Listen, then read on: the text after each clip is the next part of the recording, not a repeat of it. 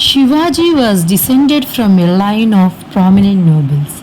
India at the time of his birth in 1630 was under Muslim rule. The Mughals in the north and the Muslim sultans of Bijapur and Golconda in the south. All three ruled by right of conquest with no pretense that they had any obligation towards those who they ruled. Shivaji, whose ancestral estates were situated in Deccan, in the realm of the Bijapur Sultans, found the Muslim oppression and religious persecution of the Hindus so intolerable that by the time he was 16, he convinced himself that he was the divinely appointed instrument of the cause of Hindu freedom, a conviction that was to sustain him throughout his life. Collecting a band of followers, he began about 1655 to seize the weaker Bijapur outpost. In the process, he destroyed a few of his influential coreligionists who had aligned themselves with the sultans. All the same, his daring and military skill combined with his sternness toward the oppressors of Hindus won him much admiration. His depredations grew increasingly audacious and he overcame the minor expeditions sent against him, challenging the Mughals. When the Sultan of Bijapur in 1659 sent an army of 20,000 under Afzal Khan to defeat him, Shivaji, pretending to be intimidated, enticed the force deep into different mountain terrain and then killed Afzal Khan at a meeting to which he had lured him by submissive appeals. Meanwhile, hand-picked troops that had been previously positioned swooped down on the unwary Bijapur army and routed it. Overnight, Shivaji had become a formidable warlord, possessing the horses, the guns, and the ammunition of the Bijapur army.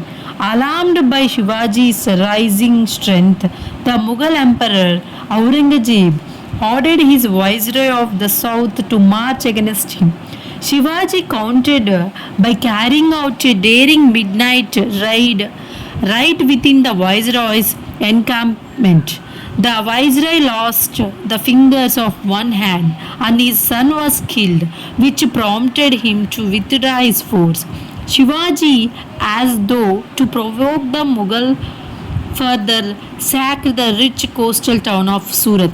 Aurangzeb could hardly ignore such a challenge and sent out his most prominent general, Mirza Raja Jai Singh, at the head of the vast army said to number some 1 lakh men.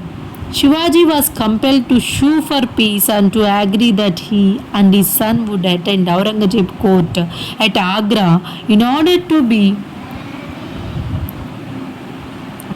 miles of their homeland. Shivaji and his son were placed under house arrest, where they lived under the threat of execution.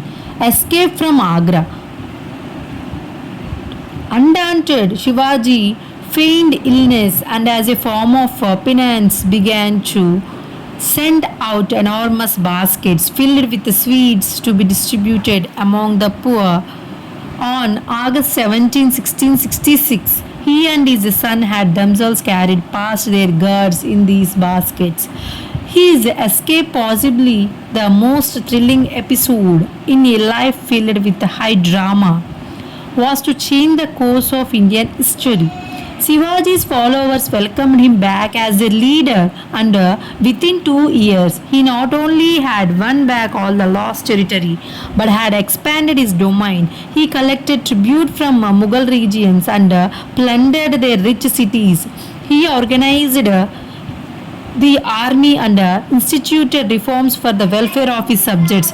Taking a lesson from the Portuguese and English traders who had already gained toeholds in India, Shivaji also began building a naval force. He was the first Indian ruler of his time to use his sea power for trade as well as for defense. Almost as though prodded by Shivaji's meteoric rise, Aurangzeb intensified his persecution of Hindus.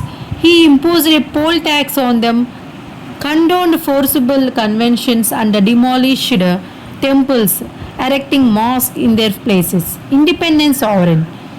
In the summer of 1674, Shivaji had himself enthroned with great fanfare as the independent sovereign. His coronation marked the formal beginning of the Maratha Empire. The suppressed Hindu majority rallied to him as their leader. He ruled his domain for 6 years. Through